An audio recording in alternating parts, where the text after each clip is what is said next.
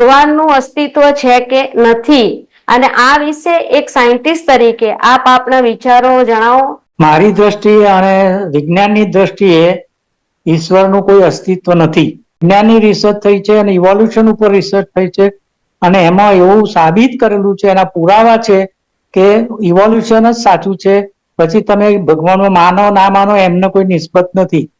Evolution તમને એમ ના કે તમે માનો ના માનો તમારી મરજીની વાત છે, પણ ઇવોલ્યુશનમાં એ સાબિત થઈ ગયું છે કે ભગવાન જેવી કોઈ વસ્તુ હોવી જોઈએ નહીં, અથવા તો છે નહીં.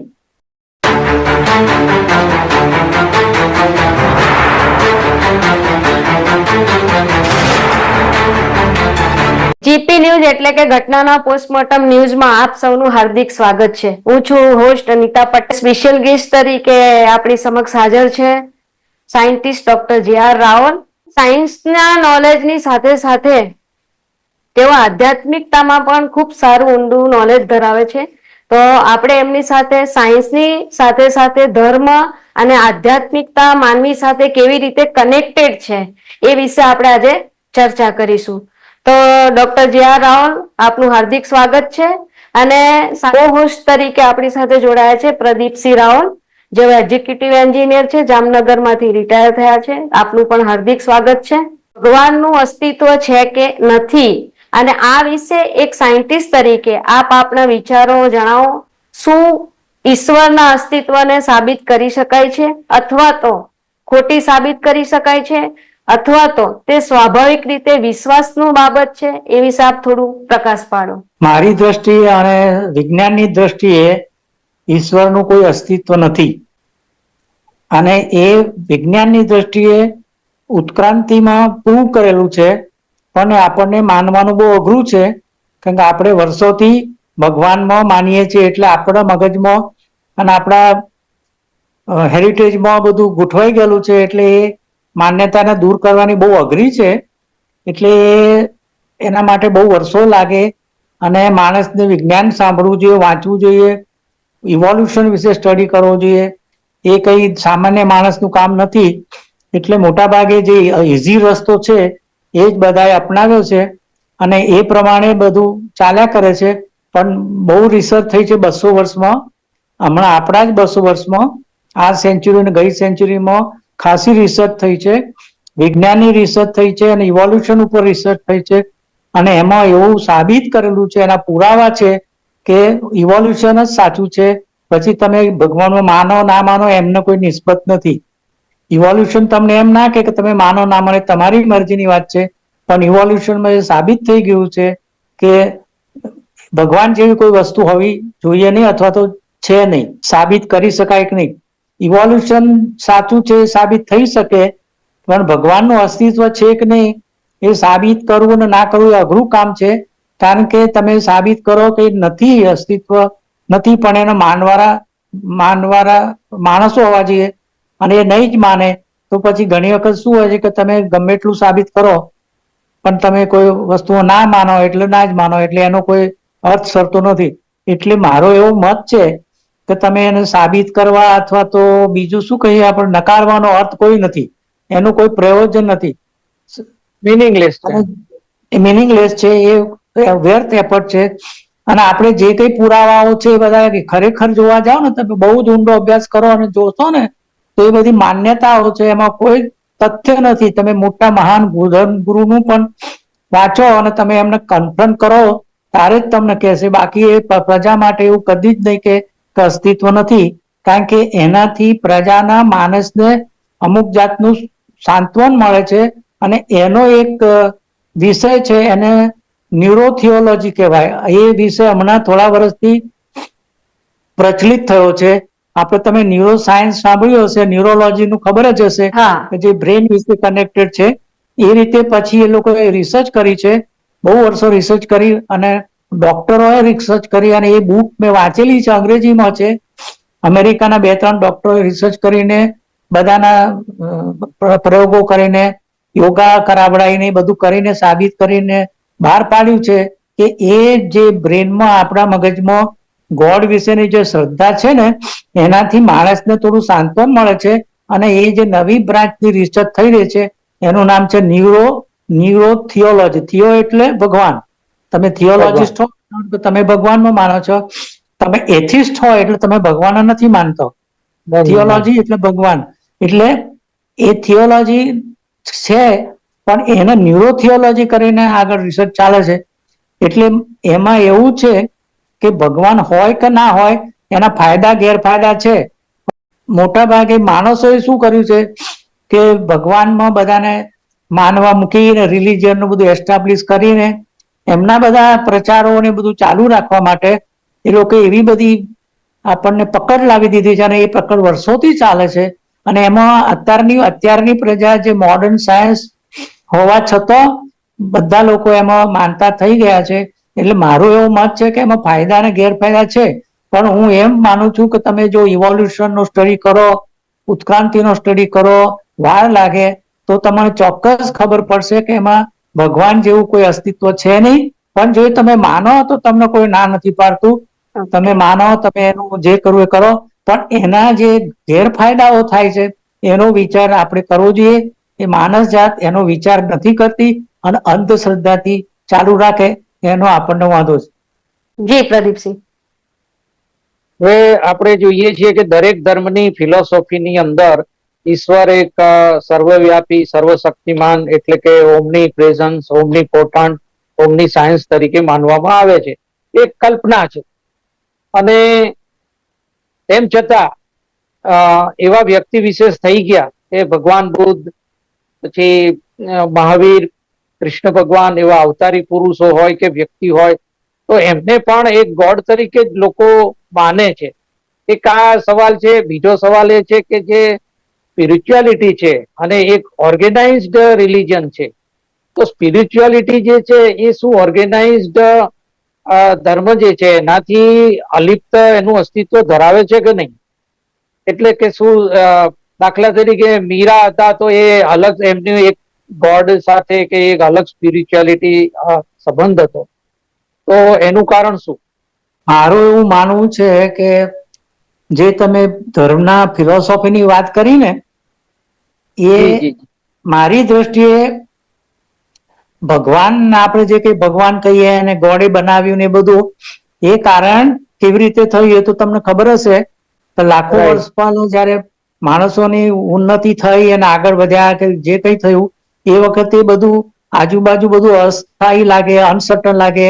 એકદમ ગરમી આવી જાય, એકદમ મોટો ગોળો દેખાય અને તાપ લાગી જાય, આપણે ગભરાઈ જઈએ. અને એ તો બધું આપણા પહેલા જ થયેલું છે. અને એ રીતે વરસાદ બહુ પડે, વાવાઝોડા આવે, ઠંડી લાગે, બહુ ગભરાઈ જઈએ માણસ. તમે એક વિચાર કરો, અત્યારે જ તમે અહીં આટલી દુનિયા છે અને તમે એકલા ચંદ્ર ઉપર હોય તો તમે ગભરાઈ જાઓ. આપણે આટલું બધું અસ્તિત્વ છે માણસનું, બધું કેટલું તમારી જોડે હોય, પણ તમને અત્યારે તમે જંગલમાં કે કોઈ પહાડ ઉપર એકલા મૂકી દો થોડી વાર તો તમે ગભરાઈ જાઓ. એટલે તમે પછી કશું કરી ના શકો, એટલે તમે ભગવાનમાં માનો. એ રીતે લાખો વર્ષ પહેલા માણસો જયારે પેદા થયા અને આગળ વધ્યા ત્યારે આ બધું જોયું. સૂર્ય જોયો, એકદમ ગરમી, વરસાદ પડવા મળે, બધું એટલું બધું જોયું તો એ બધા ગભરાઈ જાય. એટલે એમને એમ થાય કે ઉપરની બાજુ કશું હશે. જેમ પૃથ્વી ઉપરની વાત કરીએ છીએ, આપણે માણસો મોટા ભાગે પૃથ્વી ઉપર જ છીએ, આખું પ્રાણી જગત, તો આપણે ઉપર જોઈએ તો ઉપર સન નો ગોળો જોઈએ ને એવું બધું. એટલે એનાથી આપણે ગભરાઈ જઈએ, એટલે આપણને ખબર ના પડે કે શું કરવું. એટલે આપણે પછી એક જાતનો એક શબ્દ શોધી કાઢે કે ઉપર કોઈ છે, ઉપર કોઈ છે, અને આ ઉપર મહાન શક્તિ છે. કારણ કે આપણાથી વધારે શક્તિશાળી હોય તો જ આપણને ગરમ કરે, આપણાથી શક્તિશાળી વરસાદ પાડે, આપણાથી શક્તિશાળી હોય તો જ ઠંડી લાવે. એટલે એમાં આપણી માન્યતા એવી દ્રઢ થઈ ગઈ કે ઉપર અત્યારે પણ તમે કોઈ સ્ટેજ ઉપર કોઈ માણસનું વખાણ કરો અને એના માતા પિતા ના હોય તો સ્ટેજ ઉપર ઉભો હાથ ઉપર કરીને ઉપર બતાવશે કે જાણે ઉપર હોય, પણ ઉપર તો કશું નથી. ઉપર તો 1000 ઠેકા, પૃથ્વી તો આખો ગોળો છે અને તમે ઉપર કરો તો આખું આકાશ હોય, ગમે બાજુ ઉપર કોઈ હોતું નથી. એટલે એક જાતની એક પ્રથા પડી ગઈ અને એમાં આપણે માન્યતા દ્રઢ થઈ ગઈ અને પછી એ રીતે આપણે જીવવા મળે. એમાં કોઈનો વાંક નથી, એમાં માણસનો વાંક જરાય નથી. હું નથી માનતો કે કોઈ વ્યક્તિનો વાંક હોય. એ રીતે જ આપણે ભગવાન શોધ્યા, ભગવાન બનાવ્યા. એટલે ભગવાન જે બધી બનાવ્યા છે એ આપણા માણસના મનમાંથી જ બનેલા છે. આપણે જ એમને બનાવ્યા છે અને આપણે જ એમની ભક્તિ કરીએ છીએ બધું. પણ મારું એવું માનવું છે કે મોટાભાગના ધર્મગુરુએ જાણી લીધું, જોઈ લીધું કે આ લોકો આ રીતે માને છે, તો પછી અને ખાસી સંખ્યામાં લોકો માને છે તો એની માન્યતાને આપણે દૂર કરવાની શું જરૂર? એનાથી બધા તકલીફ પડે અને આપણને તકલીફ પડે, એટલે એ રીતે એવું ચાલ્યું. અને તમે જે રીતે બુદ્ધની અને મહાવીરની વાત કરી, એ તો એકચ્યુઅલી તમે ખરેખર જોવો અને બધું ઇતિહાસ વાંચી, ઇતિહાસમાં જ લખેલું છે કે એ બધા પુરુષો કે જે હોય એ બધા વ્યક્તિઓ આપણા જેવા, તમારા જેવા, મારા જેવા વ્યક્તિઓ જ હતા. એમને થોડું વધારે અભ્યાસ કર્યો, એમને તકલીફો પડી, બહાર નીકળી ગયા, બધું જોયું, દુઃખ જોયું, પછી એમને થયું કે આ બધું દુઃખ કેમ હોઈ શકે, આટલું માણસ દુઃખી કેમ છે, અમુક લોકો સુખી કેમ છે, એ બધું એમને અભ્યાસ કર્યો, એ બધી એમને ફિલોસોફી શોધી અને એ લોકો એ બધામાં આગળ વધી ગયા અને પછી એમને બધું એનાલિસિસ કર્યું અને ફિલોસોફી શોધી અને એ બહાર પાડી અને વધારે પ્રચલિત થવા મળી, ઘણા લોકોને ગમવા મળી. અને જયારે જેમ આપણે પણ અત્યારે પણ કોઈ પોલિટિકલ લીડર કે કોઈ પણ માણસ હોય બહુ આગળ વધી ગયો આપણાથી, તો આપણે એના પ્રત્યે નમન કરીએ, આપણને એ જરા દેવ જેવો લાગે, કોઈ વધારે સારો લાગે, ભગવાન સ્વરૂપ કરી દીધું. એટલે આપણે બુદ્ધને, આપણે ગૌતમ બુદ્ધના બદલે આપણે ભગવાન કરી દીધા. એટલે એ ભગવાન શબ્દ આવી ગયો, એ ભગવાન શબ્દ એટલે ગોડ, પણ એ ગોડ ને બધું આપણે જ બનાવ્યું છે. અને એ તમે જો મહાપુરુષો અત્યારે આ પેદા થાય ને પૂછે અથવા તમે કહો ભગવાન, તો કે તમને મેં કહો ને ભગવાન કહેવાનું કહ્યું, મેં તો તમને ભગવાન કહેવાનું કહ્યું નથી, તમે મને ભગવાન બનાવી દીધો. એટલે જે ભગવાન જે શબ્દ બનાવ્યો છે ને એ આપણો જ પેદાવાર છે, આપણા મગજમાંથી જ આવેલું છે અને આપણા સાંત્વન માટે જ આવેલું છે. હું એમ જ કહું કે જે મહાવીરની ફિલોસોફી છે કે જે બૌદ્ધની ફિલોસોફી છે, એ બધી જ ફિલોસોફી તમે ખરેખર અભ્યાસ કરશો તે બહુ ઊંડી છે, બહુ સરસ છે અને બધી મારી દ્રષ્ટિએ બધી વેસ્ટર્ન ફિલોસોફી કરતા બહુ ઉપરી છે.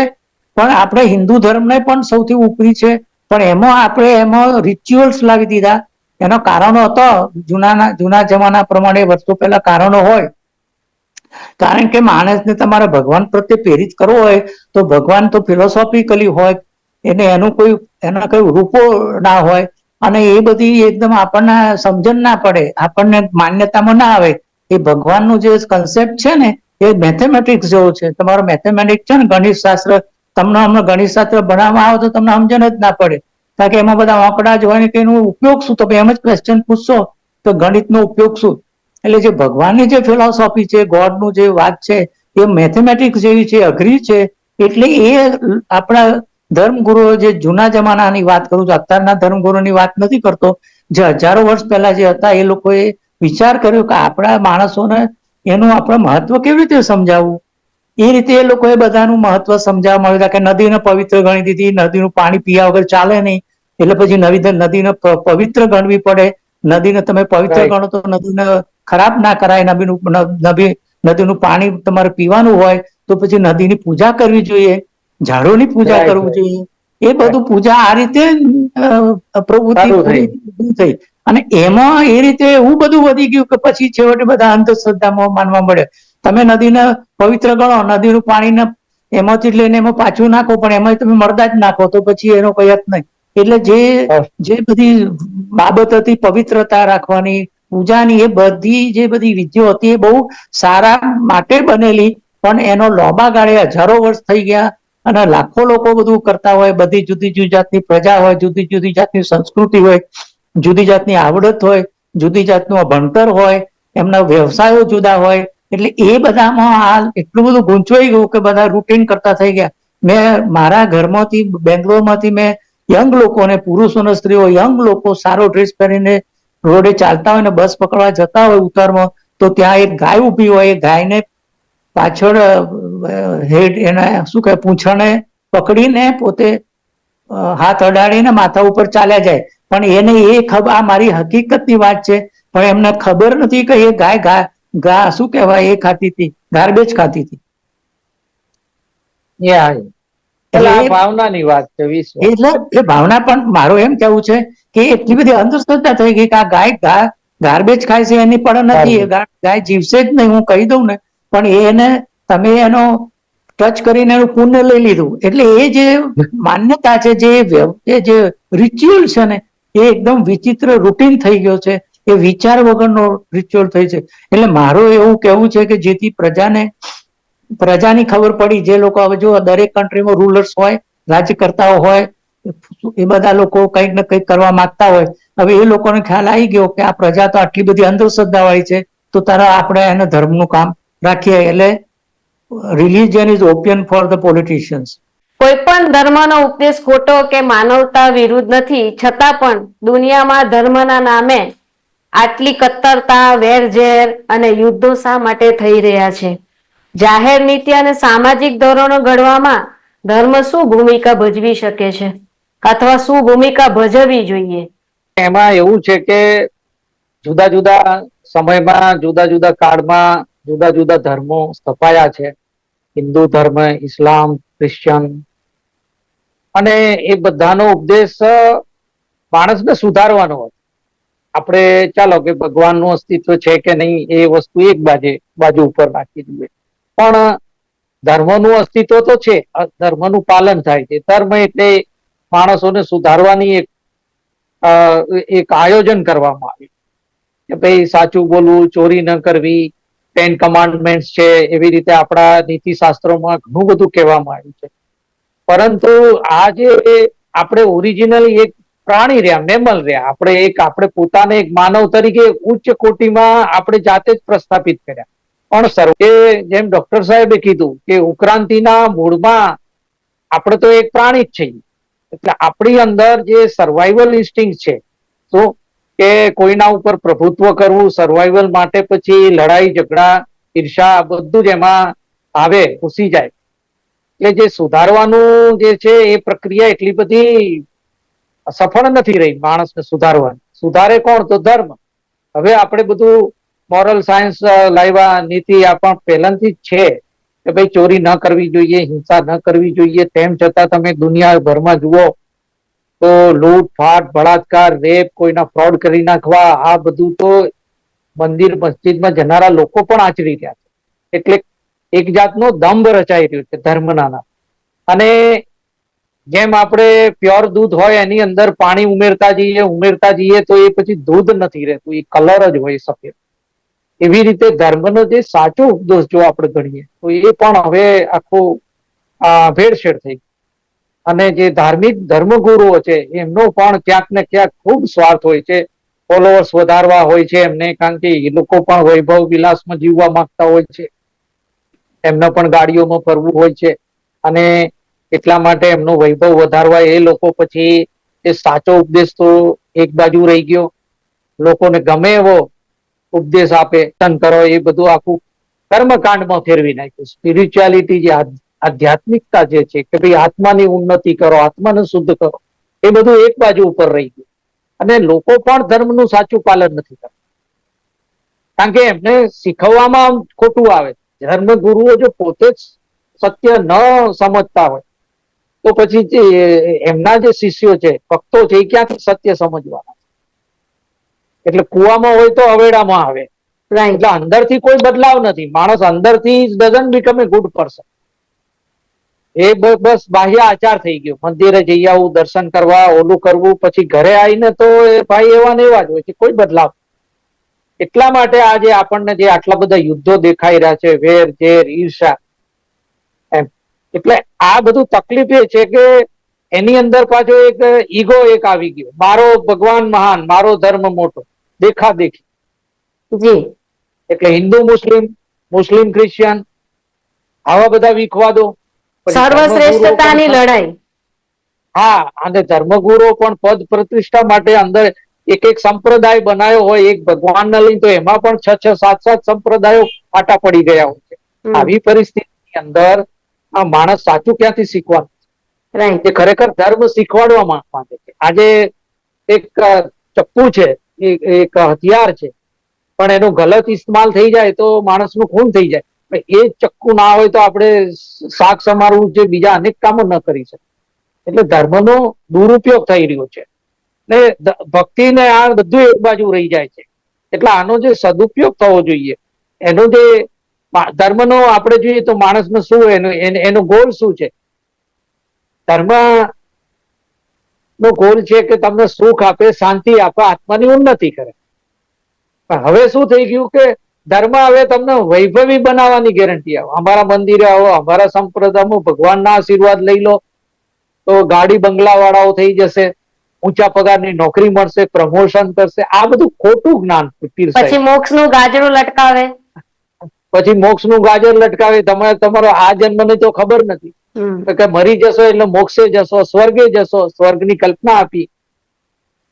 એટલે આખું ડામાડોળ પિક્ચર થઈ ગયું, આપ સમજી શકો. ડોક્ટર સાહેબ, તમને મારો સવાલ છે કે ધર્મ અને ભગવાન અને માનવ વચ્ચે શું કનેક્શન છે? શું ઈશ્વર માનવ બાબતોમાં હસ્તક્ષેપ કરે છે અથવા કરી શકે છે, અથવા ઘટનાઓનો માર્ગ પૂર્વ નિર્ધારિત છે? મારી દ્રષ્ટિએ આ જે તમે કહ્યું ને એના એક બે ત્રણ હું ભાગ પાડું. એક આપણે માનવ છીએ, અને જેમ પ્રદીપભાઈએ ધર્મની વાત કરી એટલે એક રિલિજન થઈ ગયો અને એક ભગવાનની વાત છે. હવે જો તમે ખરેખર ભગવાનમાં માનતા હો અને તો ભગવાન બહુ હાયર લેવલનો હોવો જોઈએ, એવા લેવલનો હોવો જોઈએ કે એ ભગવાનમાં કોઈ પણ જાતની પાર્શિયાલિટી ના હોય, કોઈ પણ જાતનો ભેદભાવ ના હોય. હવે એ જો ભેદભાવ વગરનો જો ભગવાન હોય, એ એવો હોય તો તમે તમારું એની જોડે કનેક્શન એટલા માટે હોય કે તમારી ઉન્નતિ થાય અને તમને એમ લાગે કે હું એ ભગવાન સુધી પહોંચી શકું, એના જેવું થવું. તમે કોઈ દાખલે કે મારા ક્ષેત્રમાં હું વૈજ્ઞાનિક દાખલ થયો હોઉં અને હું નાની પોઝિશનમાં હોઉં અને હું બધા વૈજ્ઞાનિકોનું, વર્લ્ડમાં લોકોનું બધું વાંચું, તો મારા મગજમાં એકાદ વ્યક્તિનું મગજમાં એ થઈ જાય કે હું આના જેવો બનું, એટલે એ પછી મારો ભગવાન ગણાય. અને તમે એ રીતે જયારે મગજમાં એક વ્યક્તિને કોઈ પણ સ્વરૂપે તમે એને ભગવાન ગણતા હો, તો પછી તમારું એની જોડે કનેક્શન ઓટોમેટિક તમે જ કરી દીધું, એ હોય જ. એટલે એનો કોઈ એની કોઈ સ્પેશિયાલિટી નહીં, ઇટ્સ અ નેચર, સ્પેશિયલ થઈ જાય. હવે ધર્મનું કનેક્શન કેવી રીતે હોય કે ધર્મગુરુ અને ધર્મ તમને એ જે ભગવાનની કલ્પના કરીને જે તમે શોધ્યું અને તમે એને કલ્પના કરી, એના પહોંચવા માટે તમને માર્ગદર્શન આપે અને તમને ગાઈડન્સ આપે. એના બધા ચોપડા હોય, બુક્સ હોય, શાસ્ત્રો હોય, એ બધું હોય કે તમે એનો પદ્ધતિ સ્ટડી કરો, તમે આવી જાતના યોગાસનો કરો, હઠ વિદ્યા કરો, ભક્તિ યોગ કરો, કર્મયોગ કરો, હિન્દુ ધર્મ કયા પ્રમાણે લો ઓફ એક્શન એ બધું કરો, તો તમે એમાંથી ધીરે ધીરે સ્ટેજ બાય સ્ટેજ આગળ વધશો. અને આગળ વધશો તો તમારી એવી સ્થિતિ થશે માનસિક કે જાણે તમે ભગવાન પહોંચી ગયા. અહીંયા ફિઝિકલી તમે કોઈ ભગવાન પાસે જવાના નથી, એ ધર્મ પોતે જ માને છે, શક્ય જ નથી.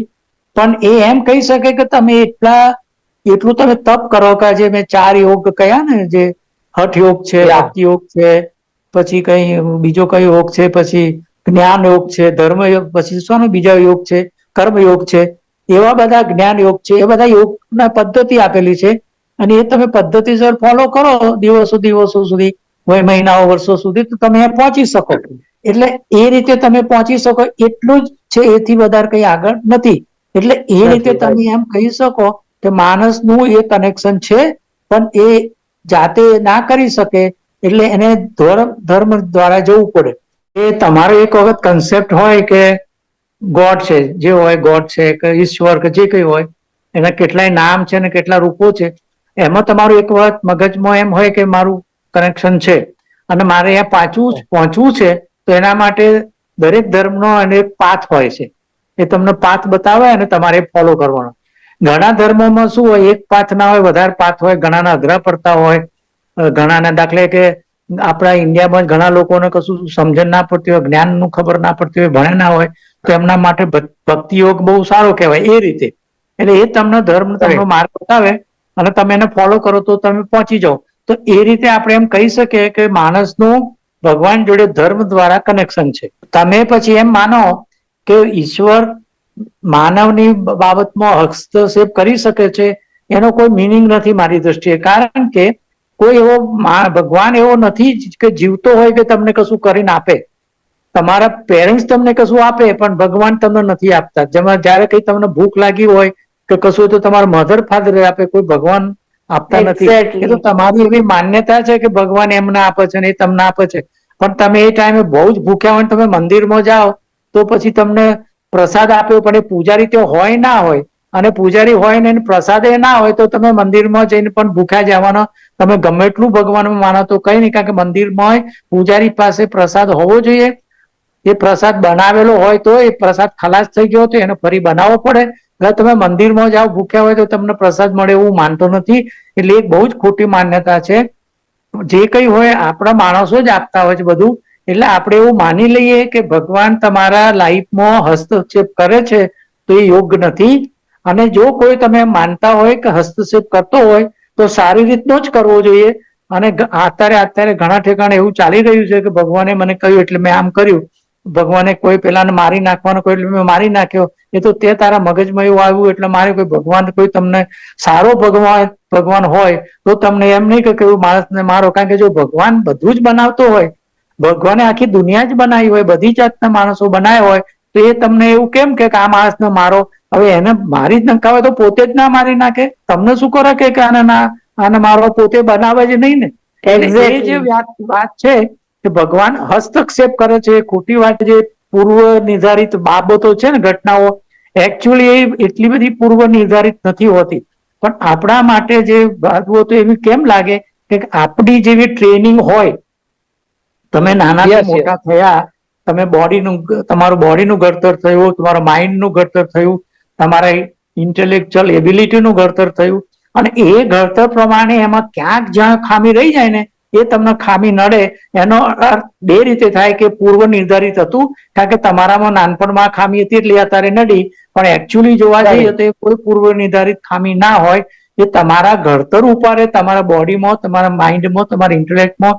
હવે મને અમુક જાતની ટ્રેનિંગ ઇન્ટેલેક્ટની મળી છે, હવે અમુક જાતની ટ્રેનિંગ નથી મળી, અને હું કોઈ કારણસર એક ઇન્ટરવ્યુ આપવા જાઉં ફેલ જાઉં તો હું કહું મારું તો નસીબ જ ખરાબ છે. પણ એવું હોય જ નહીં, કારણ કે મને ટ્રેનિંગ ના મળી હોય તો મને કેવી રીતે સવાલોના જવાબ આવડે. એટલે આપણે માની લઈએ કે આપણને જે કંઈ બની રહ્યું છે એ કોઈ કરી રહ્યું છે, કોઈ નુકસાન કરી રહ્યું છે, પૂર્વ નિર્ધારિત છે એવું જરાય નથી, બિલકુલ નથી. એ બધું જે કંઈ થતું હોય એ આપણા ભૂતકાળના, આપણે જે લાસ્ટ ગઈકાલે પરમ દિવસે જે રીતની મને ટ્રેનિંગ, મારી વાત કરો ને, મને જે ટ્રેનિંગ બોડીની મળી એ પ્રમાણે મારું બોડી આવું સસંદ છે. 77 વર્ષ થયા, પણ મારાથી 80-85 વર્ષના લોકો છે મારાથી બહુ સ્ટ્રોંગ છે, કારણ કે એમને બોડીની એવી ટ્રેનિંગ સારી મળી કે પોતે લીધી. એટલે પૂર્વ નિર્ધારિત હોય એ યોગ નથી, એ માનતો નથી. મારો નીતાબેનને પ્રશ્ન જ છે કે પૌરાણિક કથા વાર્તાઓનો વર્તમાન સમય સાથે કનેક્શન કેમ બેસતો નથી, તેમજ આજના આધુનિક યુગમાં કાલ્પનિક અને ધડ માથા વગરની કેમ લાગે છે. દાખલા એક બે દાખલો આપું કે ભાઈ આ હનુમાનજી હતા તે સૂર્યને ગળી ગયા, કૃષ્ણ ભગવાને જે છે તો ગોવર્ધન પર્વત ઉપાડી લીધો. What is the reality? જી, હવે સૌથી પહેલા આપણે વાત કરીએ તો જે આપણે પૌરાણિક જે પણ આપણે કથા વાર્તાઓ છે તો એ કયા કાળમાં લખાય છે એ મહત્વની છે. તો આપણે પૌરાણિક એટલે જૂની, તો ઘણી બધી કથા વાર્તાઓ એવી કે 500 વર્ષ પહેલા લખાઈ હોય, ઘણી 5000 વર્ષ પહેલા લખાઈ હોય. તો પહેલા તો આપણે એ ચકાસવું પડે કે જે તે સમયાંતરે જયારે એ લખાયું ત્યારે આપણે ખુદ માનવો કયા સ્ટેજમાં હતા. તો એ સ્ટેજ પણ એટલું જ જોવું જરૂરી છે. એટલે ઘણી વાર આપણે જેમ કે અત્યારે કેવું કે આપણું કોઈ બાળક હોય તો મા બાપ જયારે એ નાનું હોય તો એની ભાષામાં સમજાવે. આપણે ચકલીને ડાયરેક્ટ એવું નથી કેતા કે ચકલી છે કે જો ચકી બેન આવી, શું કરવા કે આપણે તો કંઈક એને ટ્રેનિંગ આપવા માંગીએ છીએ, ધીરે ધીરે એને રસ્તે લાવી લઈએ છે. એટલે એ જેવી રીતે સમજે એ ભાષામાં એને સમજાવવાની કોશિશ કરતા હોય છે. એવી જ રીતે કોઈક એવા લોકો હોય જેમ અત્યારે દરેક લોકો સાયન્ટિસ્ટ કક્ષાએ ન ભણી શકે, દરેક માણસ એન્જિનિયર ન થઈ શકે, દરેક માણસ સીએ ન થઈ શકે, એની કેપેબિલિટી હોય મેન્ટલી, તો એ જે રીતનું એનું એજ્યુકેશન હોય એ રીતે એ પહોંચે. ટૂંકમાં એ બૌદ્ધિક સ્તર બતાવે છે તમારું. તો જે લખનાર હોય એ આપણે માની લઈએ કે એનું બૌદ્ધિક સ્તર બહુ ઉચ્ચ લેવલનું હોય. કેવી રીતે? તો કે મહાભારતમાં તમે જુઓ હજારો પાત્ર છે, એવી રીતે તમે રામાયણમાં જુઓ કે કેટલા બધા પાત્ર છે. એ દરેક પાત્રને પર્ટિક્યુલર નામ આપવું છે, એને ડિસ્ક્રાઇબ કરવું, પાછું એનું બધા સાથે એકબીજા સાથે કનેક્શન કરવું, એ તો એ પાછું એક સમયની સાથે બીજા સમય જોડે કનેક્શન જોડવું. તો આ બધું લખવા માટે જે તે વ્યક્તિએ પણ એનું નિર્માણ કર્યું હશે તેની પાસે બૌદ્ધિક ક્ષમતા તો એક લેવલની હશે જ. હવે રહી વાત કે આપણે અત્યારે કેમ એવું લાગે છે, તો સ્વાભાવિક છે કે હવે 500,000 વર્ષ પહેલા જે આપણું સ્ટેજ હોય મેન્ટલી કે બીજી બધી રીતે, તો એ અને અત્યારે જે આટલું આધુનિક સાયન્સ વિકસી ગયું છે અને આપણી જે લાઈફસ્ટાઈલ છે એમાં આખી અલગ ધોળમૂળથી જે ચેન્જ આવ્યો છે, તો જેમાં જે લોકો વૈજ્ઞાનિક અભિગમ ધરાવતા હોય, જે લોકો હાયર લેવલનું એજ્યુકેશન લીધું હોય અને જે લોકો આ જે ભગવાનની આ બધી જે થિયરી છે એ બધામાં ન માનતા હોય, તો એવા લોકોને એને રિલેટેડ જે પણ આ પૌરાણિક કથા વાર્તાઓ છે એ એના મગજમાં ના ઉતરે, એ સ્વાભાવિક વાત છે. પણ કે આપણે એને એ રીતે સમજવું જોઈએ કે એમાં જે મેસેજ છે એ મેસેજ કેટલો ઇમ્પોર્ટન્ટ છે. ભલે આપણે એને બેઠું બેઠું ન સમજતા, પણ એ જે કથા વાર્તા છે એ કથા વાર્તામાં કંઈક ને કંઈક મેસેજ છે. તો એ મેસેજને આપણે ધ્યાનમાં રાખીને એને ફોલો કરવાની જરૂર છે, અથવા તો એવી રીતે એને લેવું જોઈએ કે ભવિષ્યની ટેકનોલોજી અથવા ભવિષ્યમાં શું શક્યતા રહેલી છે એ તરફ કદાચ અંગુલી નિર્દેશ હોય એવું પણ શક્ય બને. તો આપણે રાઈટ. કનેક્શન જોડીએ તો આપણે કહીએ કે ભાઈ હનુમાનજી હતા એ સૂર્યને ગળી ગયા હતા, તો તમે એવું પણ લઈ શકો કે ભાઈ તમને વર્ષો પહેલા એવું વિચાર્યું કે ભાઈ કોઈ આપણા જેવો ગ્રહ હશે કે જેના ઉપર, ભલે આપણે એને એ વખતે ગ્રહ તરીકે પરિભાષિત ન કર્યો હોય, પણ ત્યાં સુધી જઈ શકીએ આપણે એમ. તો અત્યારે આપણે ચંદ્ર સુધી પહોંચ્યા, આપણે મંગળયાન મોકલ્યું, તો આ બધી શું છે કે તમને એક મેસેજ હતો વર્ષો પહેલા કે તમે આ ગ્રહ છોડીને પણ બીજા ગ્રહ સુધી જઈ શકો છો. ગળી જવું એટલે ખાઈ જવું એવું મિનિંગ લેવો એ અસ્થાને છે. કેમ કે આપણી ભાષા એવી છે કે કોઈ શબ્દના ડબલ અર્થ થતા હોય. જેમ કે હિન્દી વર્ડમાં છે કે કનક એટલે સોનું અને કનક એટલે ધતુરો. પણ હવે એને જો તમે અલગ રીતે પંક્તિમાં એ કરીને તમે બે અર્થ એક જ સાથે સમજાવવા માંગો, તો સ્વાભાવિક છે કે બેમાં વિરોધાભાસ થાય. અને બીજું કે કથા વાર્તાઓ એ બધી જે તે વ્યક્તિના લેવલે જે તે સમયે રચાઈ હોય, એ વ્યક્તિઓને સમજાય એ રીતે લોકભોગ્ય ભાષામાં રચાયેલું હોય. એટલે સ્વાભાવિક છે કે જેમ જેમ એમાં સમયો વીતતા જાય તેમ તેમ તમે જેમ જેમ તમે બૌદ્ધિક રીતે તમારું સ્તર વધતું જાય એમ એમ એ બધી કથા વાર્તાઓ આપણને હંબક અને ધડ માથા વગરની લાગે. પણ આપણે જોઈએ કે આપણા હિન્દુ શાસ્ત્રોમાં 16 સંસ્કાર વિશે જણાવ્યું છે. તો 16 સંસ્કાર એ આપણા જન્મથી મૃત્યુ સુધીની આપણી અવસ્થા દર્શાવે છે. અને એ અવસ્થામાં ખરેખર આપણે સામાજિક જીવનમાં એ બધાનું મહત્વ છે. કારણ કે આખરે તો સમૂહમાં રહેવા ટેવાયેલા આપણે લોકો છે, એટલે એ એકબીજા સાથે કનેક્શનમાં રહેવા માટેના આ બધી પ્રક્રિયાઓ છે. તો હવે એને આપણે નકારવી કે માનવી એ આપણી મરજી છે. એને ધાર્મિક રીતે ન માનતા આપણને ઉપયોગી છે એ રીતે પણ માનવી જોઈએ. તો એવી જ રીતે માની આપણે શકાય. જોઈએ યસ, કે યસ. ભાઈ કોઈક પાત્રને બહુ મહાન બતાવ્યા હોય કે એ બધું કરી શકે, અથવા તો જેમાં રાક્ષસ અને દેવોની આપણી એમાં હંમેશા પરિકલ્પના હોય કે રાક્ષસો અને દેવી દેવતાઓ, અને તો આપણે એને આપણે જોઈએ તો અત્યારે જે તાનાશાહો છે, પછી સિરિયલ કિલરો છે, સાયકો વ્યક્તિઓ છે, એ બધી વ્યક્તિઓ બધા કેવા કાર્યો કરી રહી છે, અથવા તો મનુષ્ય તરીકે રાક્ષસી આપણને કૃત્યો. નુકસાન કરતા હોય એવી બધા જે કાર્યો કરતા હોય એને આપણે રાક્ષસ કહીએ એ ભાષામાં. હવે રાક્ષસ એટલે તમે બે શિંગડા શોધો તો અત્યારે તમને મળે, એ તો પરિકલ્પના છે કે રાક્ષસ એટલે બે શિંગડા વાળો હોય, વિકરાળ મોં વાળો હોય, વિકરાળ એના વાળ હોય. પણ આપણે અત્યારે એને એવી રીતે લઈ શકીએ કે ભાઈ જે કર્મથી, જેનો વ્યવહાર, પછી એ વાણી વિલાસ કે પછી બીજી ગમે તે રીતે હોય, તો શારીરિક રીતે તો જેનો વ્યવહાર જે મનુષ્યને ન શોભે એવો હોય તેને આપણે રાક્ષસ તરીકે ગણી શકીએ. એવી જ રીતે જે લોકો સારા છે, જે સમાજ ઉપયોગી કામ કરી રહ્યા છે, જે લોકો માટે સારું કામ છે, તે એને તમે દેવી દેવતાઓ તરીકે ડિસ્ક્રાઇબ કરી શકો છો. હવે આપણે આવીએ અને બીજી વાત કે કોઈ પણ વ્યક્તિ સક્ષમ થઈ શકે. જેમ કે કોઈ માણસ કમાન્ડોની ટ્રેનિંગ લે તો એ લોકલ માણસો કરતા અનેક ગણું વધારે સારી રીતે કાર્ય કરી શકે. કોઈ એથ્લીટ હોય તો એની રીતે સામાન્ય આપણે 5 કિલો વજન ઉચકવું હોય તો ના ઉચકી શકે, પણ એ 200-300 કિલો ઇઝીલી હાથ પર ઉચકી લે.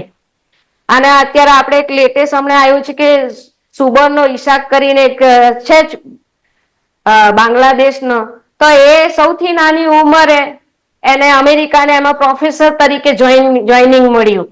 તો આ શું તમને વિલક્ષણ તમારી શક્તિઓ બતાવે છે કે તમે વિલક્ષણ શક્તિઓ પ્રાપ્ત કરી શકો જેમ એનામાં ઘણા બધા પાત્ર હોય, જેમ અર્જુનનું પાત્ર ગણો તમે, શ્રી કૃષ્ણનું પાત્ર ગણો, રામનું પાત્ર ગણો, તો એ બધા કોઈક ને કોઈક એની જે વિદ્યા હતી એમાં પારંગત હતા. તો એ આપણે પારંગત આજે પણ થઈ શકીએ છીએ, એવું નથી કે ન થઈ શકે. કોઈ શારીરિક રીતે થાય, કોઈ મેન્ટલી થાય, એવી રીતે અમે વિલક્ષણતા એ પ્રાપ્ત કરી શકીએ છીએ. એ તરફ અંગુલી નિર્દેશ છે.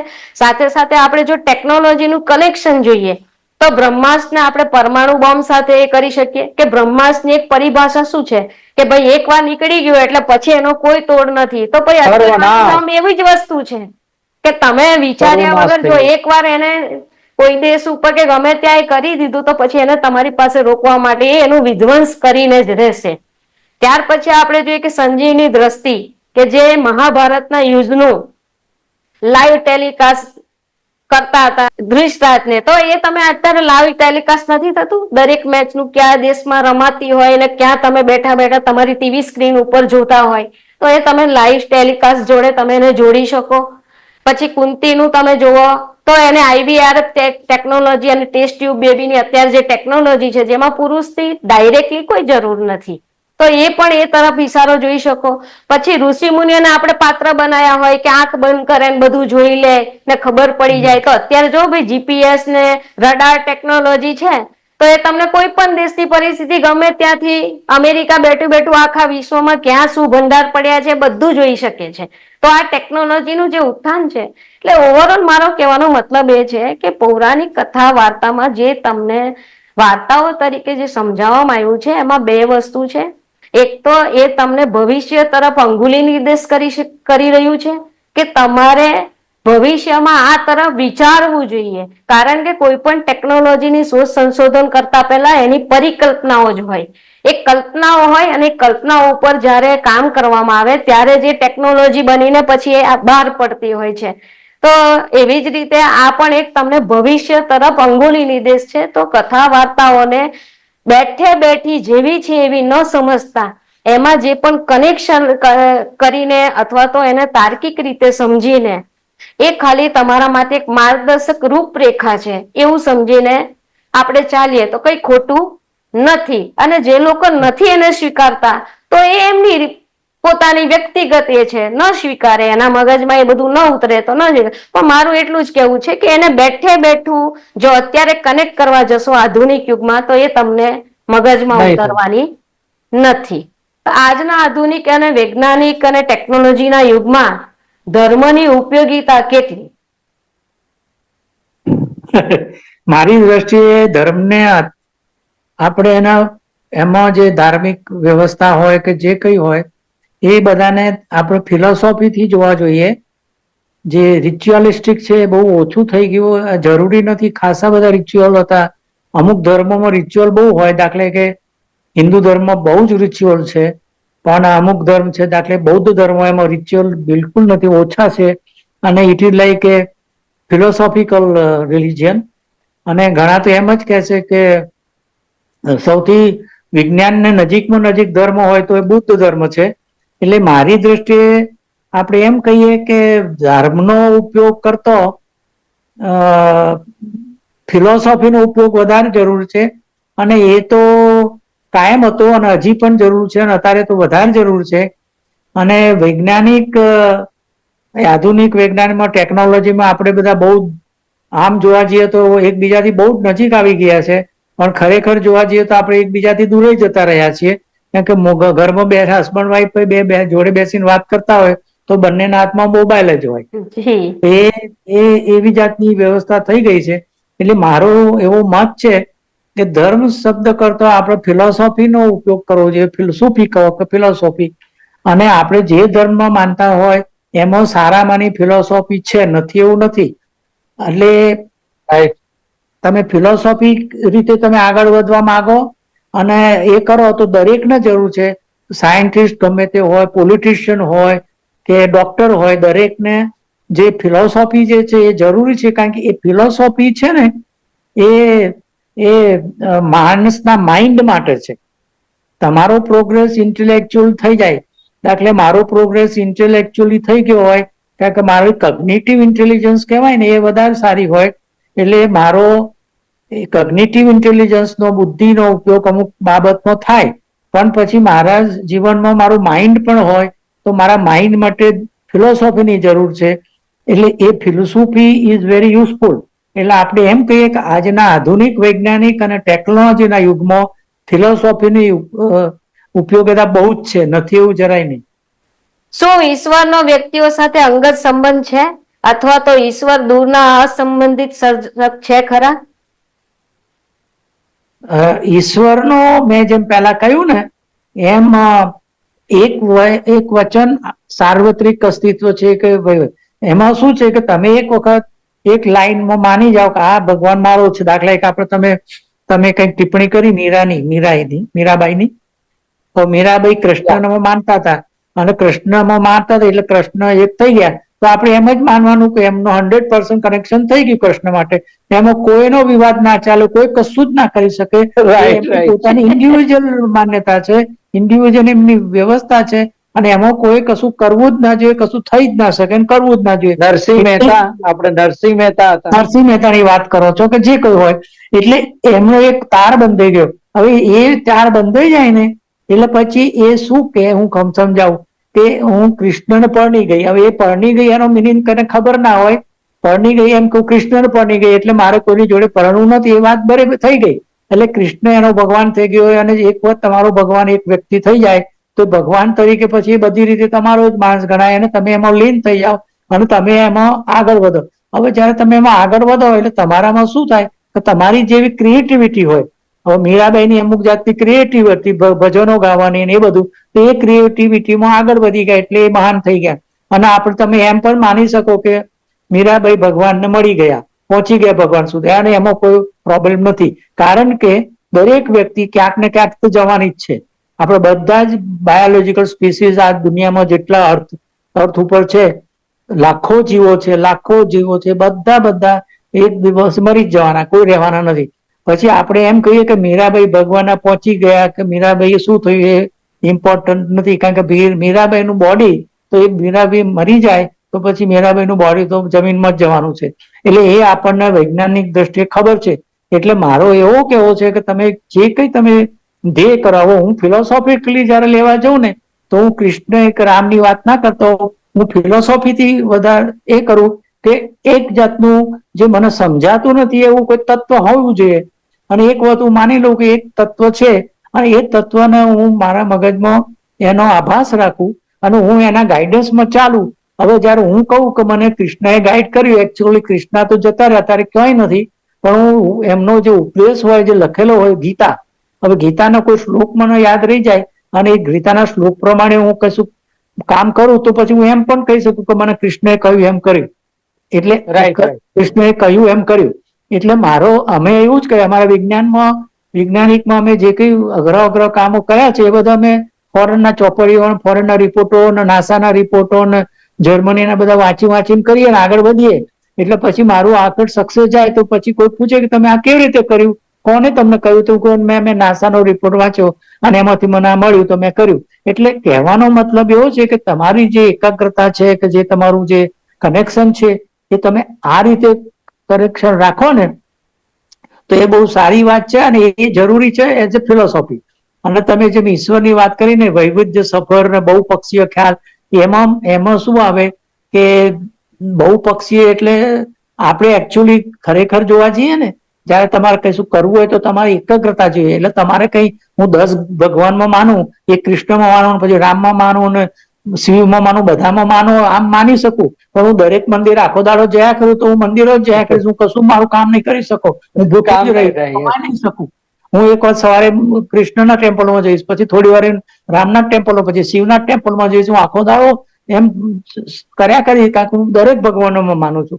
હવે હું દરેક ભગવાનો માનતો હોય તો દરેક ભગવાનના મંદિરે જઉં તો મારો આખો દિવસ જાય, કશું મારું નહીં થાય કામ. હું ડંબ જ રહી જઈશ, હું ભૂખ્યો રહી જઈશ, કશું થઈ જાય. એટલે જે માન્યતાની વાત કરો છો ને એ આપણા મગજમાં માનવાની, અને આપણે ફોલો જયારે કરવું હોય ને તો દરેકના, તમે પેલા નીતાબેને જે કયા પ્રિન્સિપલ જે કયા ને, જે વાર્તા હોય કે જે કઈ પેરેબલ હોય કે જે સંદેશ હોય એની અંદર એક મેસેજ હોય છે.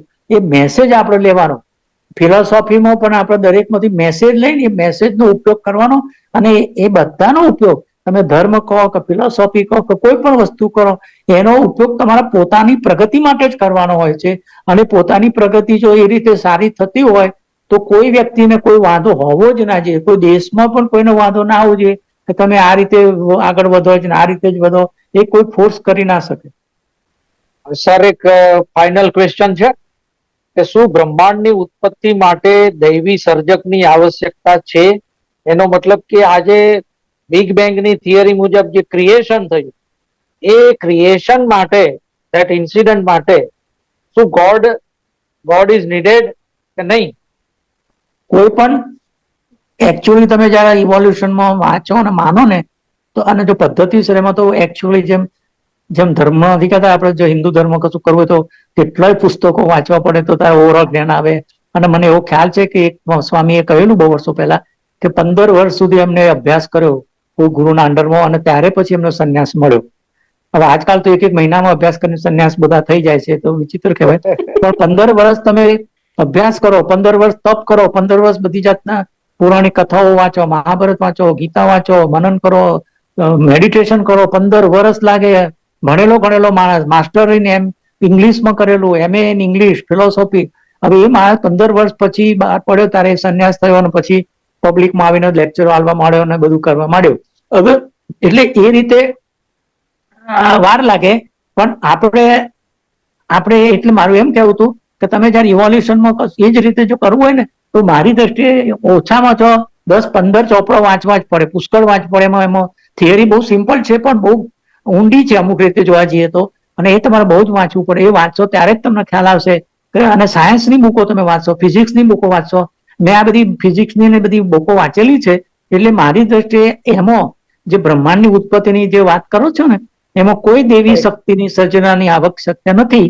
પણ આપણે એ રીતે કરી શકીએ કે આખા બ્રહ્માંડમાં એક મહત્વની વસ્તુ આવી છે ખ્યાલમાં, અને અત્યારના નવા ફિઝિક્સમાં મેં રિસન્ટ થોડા વખત પહેલા જ 4-5 વર્ષ પહેલા જ કોઈ પુસ્તક વાંચ્યું છે ફિઝિક્સનું.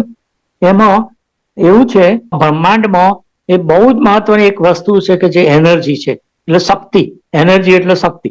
હવે એ એનર્જી દેખાય નહીં, આમ જોવા જઈએ ને તો એનર્જી સીધી દેખાય નહીં, પણ એનર્જીનો રૂપો દેખાય. એનર્જીના જે બધા રૂપો આપણને બધું દેખાય, પણ તમે વિચાર કરશો ને તો એનર્જી ક્યાં દેખાય નહીં. એ બધા એના રૂપો, એની જે ઇફેક્ટ હોય ને, એ જે એનર્જીની ઇફેક્ટ. હવે એનર્જીની ઇફેક્ટ તો બધી કેટલી હોય, ગરમ થતું હોય એ એનર્જી કહેવાય, તમને વાઇબ્રેશન થતું હોય એ એનર્જી હોય, એવી બધી કેટલી એનર્જી હોય. તો એ જે એનર્જી છે ને ઓરિજિનલ, એ એનર્જીનો રૂપાંતરો આપણને દેખાય છે. અને એ એનર્જીનું બહુ જ મહત્વનું છે. અને એ એનર્જી, એ જે શક્તિ છે ને, એને તમે એક શક્તિ માનો તો એ વાત જુદી છે. અને એવી શક્તિમાંથી જ આ બધું પેદા થયું છે, અને પેદા થયા પછી પણ એ શક્તિ ઉપજી ગઈ છે. એટલે એ રીતે બ્રહ્માંડની ઉત્ક્રાંતિ થઈ છે. પણ એમાં કોઈ પછી તમે એ એનર્જીને તમે દેવી શક્તિ માનો તો એનો કોઈ વાંધો નથી એ રીતે. પણ એકચ્યુઅલી જોવા જઈએ તો આપણી દ્રષ્ટિએ જે દેવી શક્તિ કહીએ છીએ ને, એવું કોઈ જરૂરિયાત નથી. જ્ઞાન પીપાસુ હશે ને જેમને આ બધા વાતો કન્ફ્યુઝ કરતી હશે કે ખરેખર ધર્મને ફોલો કરવું, સાયન્સને ફોલો કરવું, આધ્યાત્મિકતા એટલે શું, અને આ બધું સર્જન જે કઈ થયું છે કોણે કર્યું, શા માટે કર્યું, કયા ભગવાને કર્યું, એ બધું જો જે માણસો જેને ખરેખર જ્ઞાન લેવું છે, જેને કંઈક જાણવું છે, જે જિજ્ઞાસુ છે, જેની વૃત્તિ જિજ્ઞાસુ છે, તો એ વ્યક્તિને ચોક્કસ આજની આપણી ડિબેટથી એમના મગજમાં ઘણા બધા જે મિસકન્સેપ્ટ હશે એ ક્લિયર થઈ ગયા હશે એવું માનું છું. તો ડોક્ટર જે.આર. રાવલ, આપનો ખૂબ ખૂબ આભાર. આજની ડિબેટ માટે તમે આટલો ટાઈમ ફાળવ્યો.